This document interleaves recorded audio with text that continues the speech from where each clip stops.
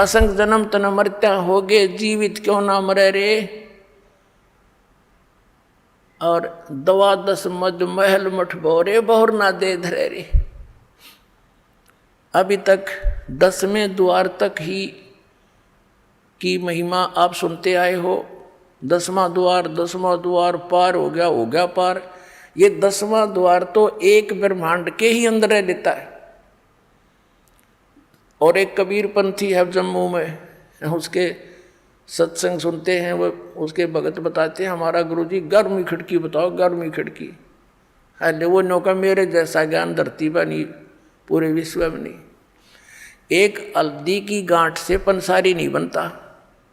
और 11वां द्वार तो काल के ही जाल में है। जिस 11वें द्वार की वो उन्हें पता ही नहीं क्या है, बोला सुरती में है, सुरती में 11वां द्वार। सुरती तो द्वार के अंदर से पार होएगी।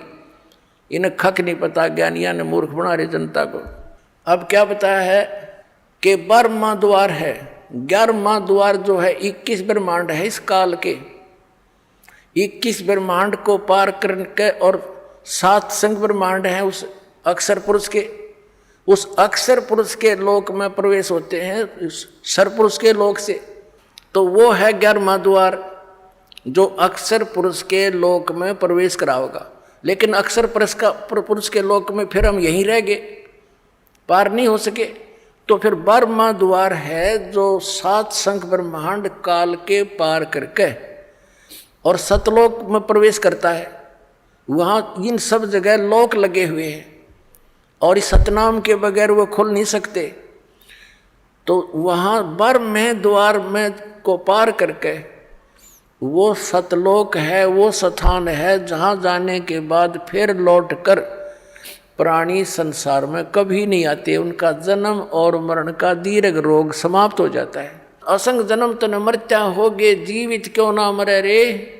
और 12 मद महल मठ बोरे, 12वां द्वार पार करके वहाँ वो मठ है, वो स्थान है, बहुर ना दे धरे रे।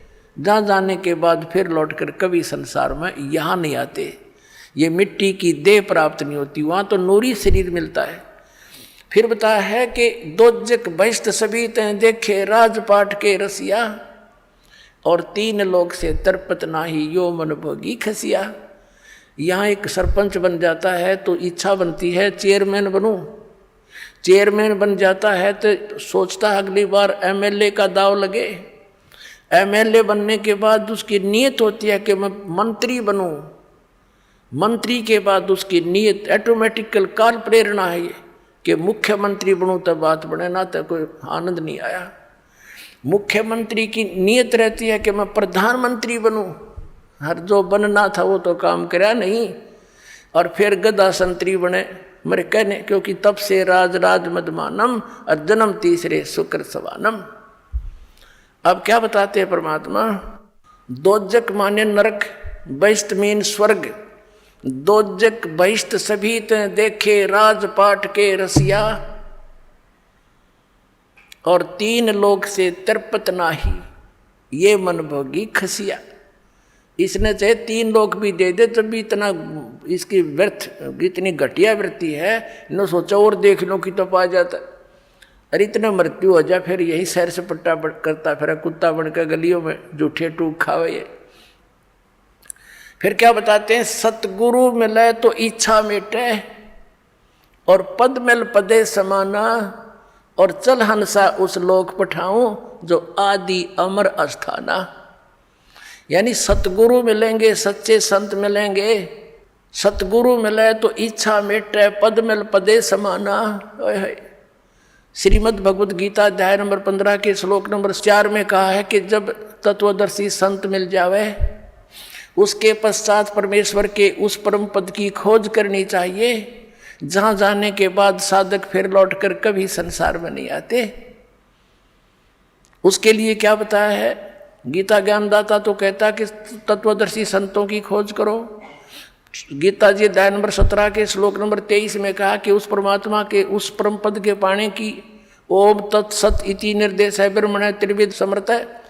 उस 3 मंत्र के जाप से वो परम पद प्राप्त होगा, ये पद्धति है।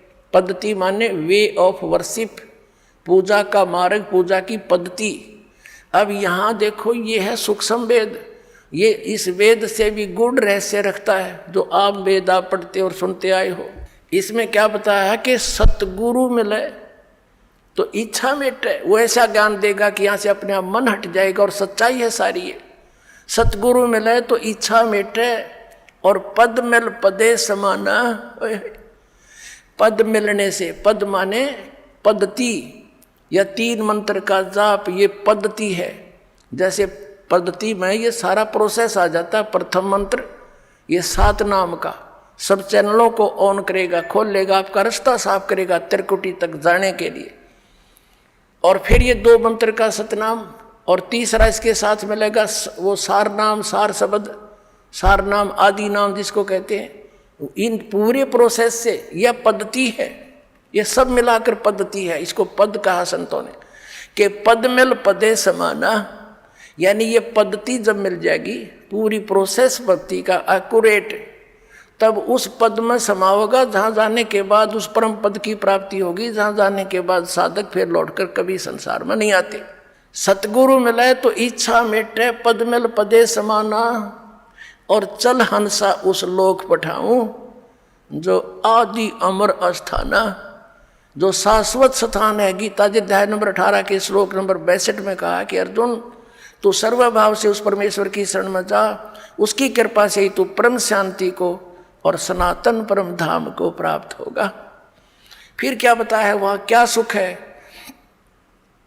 4 मुक्ति जहाँ चंपी करती, जो इन यहाँ तुम चौथी 4 मुक्तियाँ मानते हो इस नकली लोक में, और ये तो अस्थायी हैं, किसी की नहीं रह सकती। वहाँ जाने के बाद भी चौथी मुक्ति प्राप्त प्राणी भी पुनः जन्म मृत्यु के अंदर आता है, और वहाँ ये सुख तुझे सदा बना रहेगा।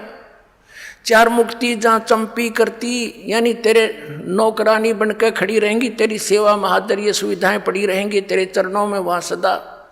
4 मुक्ति जहाँ चंपी करती, माया होरी दासी, और दास गरीब अभय पद पर से वो मिले राम अविनाशी। ओए होए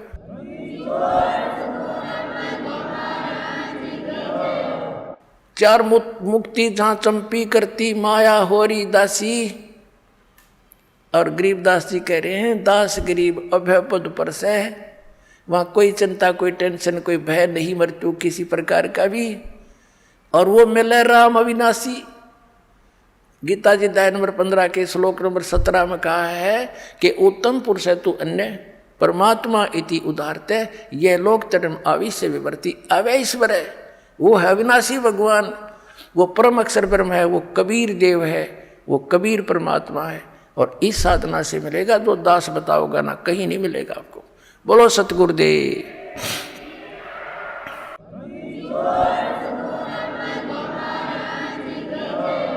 परमात्मा कहते समझा है तो सिर दर पाओ, भौर नहीं रे सादाओ, फिर ये अवसर नहीं मिलेगा। बोलो सतगुरुदेव की जय हो।